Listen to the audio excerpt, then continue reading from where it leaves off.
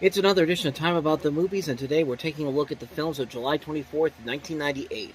We only got 4 movies to look at today, and some notable ones, so let's go ahead and jump on into it. We'll start off with easily the biggest new release of the weekend, and that is Steven Spielberg's Saving Private Ryan.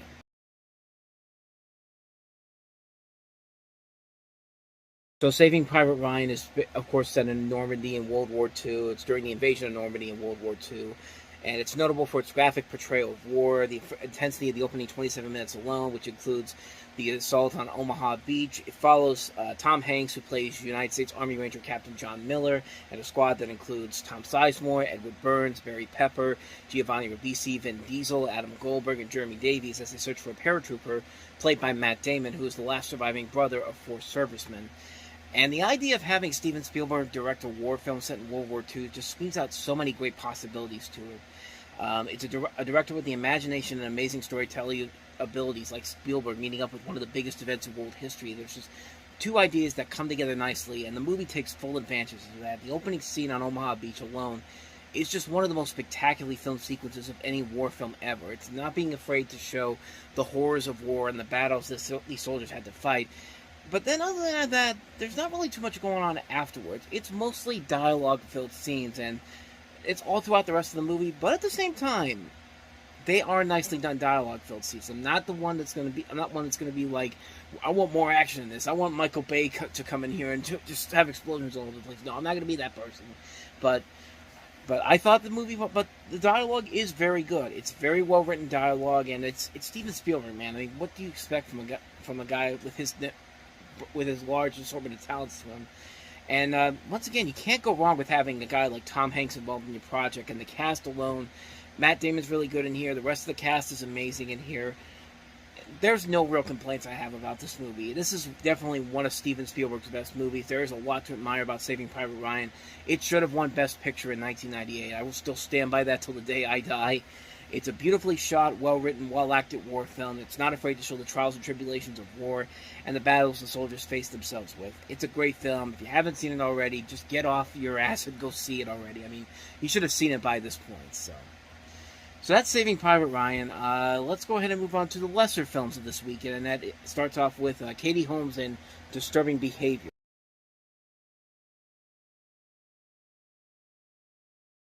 Okay, so we could check off Village of the Dam, we could check off Children of the Corn, Clockwork Orange, of Stepford Wives. I mean, we pretty much got everything covered in here, right, guys? Actually, I don't have anything written on here. I just got this a couple weeks ago. It was like real, and someone gave it to me, and I don't know. It's just used for a pointless joke there. But anyway, this is this is pretty much what you'd expect from a late '90s movie that's trying to appeal to teens. This is Disturbing Behavior, which is basically the story about this group of high school outcasts however, their seemingly perfect blue ribbon classmates are part of an elaborate mind-controlled experiment, which, wouldn't that be a cool idea if the film didn't look as bad as this did? It probably also doesn't help that the film went through numerous cuts from MGM prior to the release of the film, because there's just so many different negative test screenings, and there's actually a director's cut that actually was received a lot better than this. And yeah, if you have to cut this movie so many times so the studio appreciates it, there's a big problem here. And this was basically brought out because Katie Holmes was just starting to have her name grow after being seen in Dawson's Creek, or as this trailer indicates, Dawson Creek. Like, why'd you take the comma S off of that? I mean, honestly. But you have James Marsden in here, one of his early film roles, and also Nick Stahl, Bruce Greenwood's in here, William Sadler. It's directed by David Nutter, who had, prior to this, had done The X-Files. I mean, there's a lot here that could be really good, but everything else about it just doesn't work. It's a film that tries to rip off too many classic horror movies and try to modernize it for a new generation, almost kind of like what The Faculty would do later on in the year, but do it much better. Like, there's more elements of The Faculty to like about it, rather than there is to not like about it. And this film just, even with the extra stuff that they would have had, I'm pretty sure this movie would not have worked the same way. It doesn't really know what direction it wants to take it. It just kind of wants to appeal to the teen demographic so that they can go out there on a Friday night, see the movie, get laid, and then never ever talk about it again. So, I mean, that's just my take on it. But yeah, this one did not leave a lasting impact on me. Disturbing Behavior, not that great of a film, despite the promise that it has. But anyway, on to the next movie, and that is Jim Abrams' Mafia, or Jane Austen's Mafia. Jim Abrams is the man who made it, but the movie is called Jane Austen's Mafia.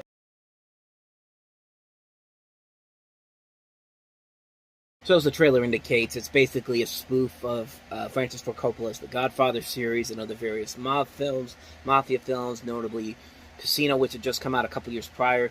It also parodies films in general, such as Forrest Gump to Il Postino and The English Patient.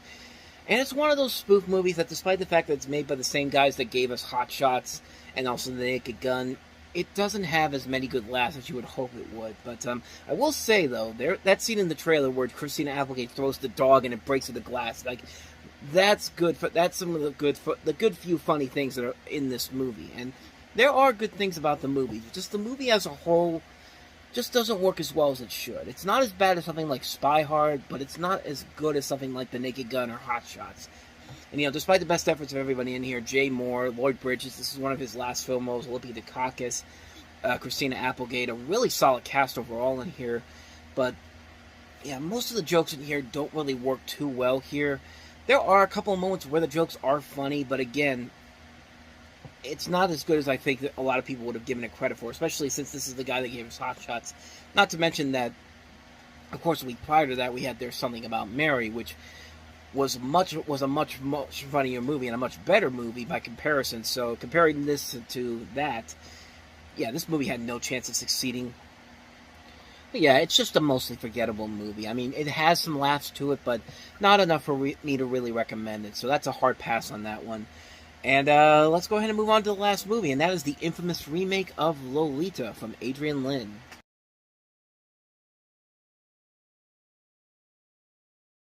Now, Psycho, of course, was the more notoriously bad movie based off of a movie released in the 1960s that came out in 1998. But Lolita didn't do itself any favors. This is a film that is the second adaptation of the story by Vladimir Nabokov.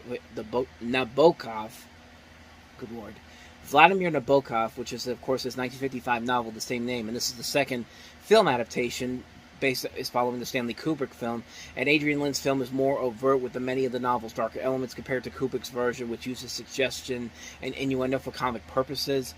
And this is a film that had a hard time finding an American distributor. Showtime eventually picked it up as a TV movie before it eventually got released under the Samuel Goldwyn Company, and the film was largely seen as many as not a great film, and it was actually met with more controversy in Australia, who refused to give it a theatrical release until 1999. So that should probably tell you something. You have a middle-aged male professor named Humbert, played by Jeremy Irons, who rents a room in the house of the widow Charlotte Hayes being played by Melanie Griffith, and becomes sexually attracted to her adolescent daughter, played by Dominique Swain.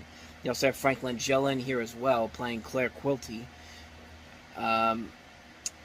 I really don't remember too much about the film. I barely remember. I've never even seen the Stanley Kubrick version, but maybe Stanley Kubrick stuff should just be left alone. I know Stephen King didn't like his version of The Shining, but Stephen King's miniseries of The Shining that came out the year prior to this was not that great. So, yeah, why don't you just leave Stanley Kubrick stuff alone, guys? Honestly, like, can we stop trying to remake a master's work already? Like, seriously.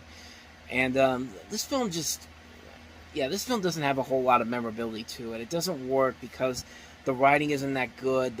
It's more in your face about what it's trying to say. At least Stanley Kubrick's was at least more secretive about what they were trying to get across here. But this just puts it right out in the open, and it's just not fun. It's just not a fun experience. It's not an enjoyable movie. It's a real bore of a film, quite honestly. It doesn't have a lot there. How in the hell do you spend $62 million on this? Like, that's the thing I want to know about, because that's more terrible than the actual movie is. Like, how the hell did you spend $62 million on this? Like, what in this movie was worth $62 million to put together here that you couldn't have done for a tenth of that budget? Like, that does not make any sense at all. Like, people nowadays think that spending over $300 million on a movie is not worth it and doesn't make logistical sense. Yeah, that doesn't make logistical sense, but back then, $62 million was the equivalent of $300 million today. And I'll just picture that for a second. Like, this isn't a big blockbuster. This isn't a movie that is a guaranteed hit because it's a mainstream film. No, this is an independent movie that is based off of a remake of a Stanley Kubrick film and a classic book of the same name. Like, how the hell do you spend $62 million on this? The world may never know. It's been almost 30 years since this movie's come out, and the world may never know where the hell that $62 million went to. Maybe it went to the same amount of money that the Highlander series went to. Like, how do you spend $30 million on Highlander 2: The Quickening? What was $30 million worth of filmmaking in that film? Like, honestly. But yeah. I got nothing else for you. So many questions about the production history of this film, and it's not worth it in the end to really get that really that mad about, quite honestly. So let's wrap this up. This is Lolita. So with that said, that wraps up another edition of Time About the Movies. Next time we meet, we'll have, I believe, 7 more movies to look at. Yeah, 7 more movies, including Lindsay Lohan's feature film debut in Disney's remake of The Parent Trap. We also have Kevin Spacey and Lawrence Fishburne, I believe. Lawrence Fishburne? Samuel Jackson, good lord. Samuel Jackson and Kevin Spacey in The Negotiator. We also have Drew Barrymore in Ever After, A Cinderella Story. The creators of South Park teaming up with the creators of The Naked Gun for basketball. The Governess, Full Tilt Boogie, and Out of the Past. So 7 movies to look at next time around. We'll delve into those on the next episode. So with that said, thank you very much for watching. And as always, if you want to see more videos like this, please hit the playlist on the next page. Check out the previous episode. Also, don't forget to hit the like and subscribe button if you want to see more videos like this on this channel. So with that said, I am off. I will see you next time. And until then, as always, take care.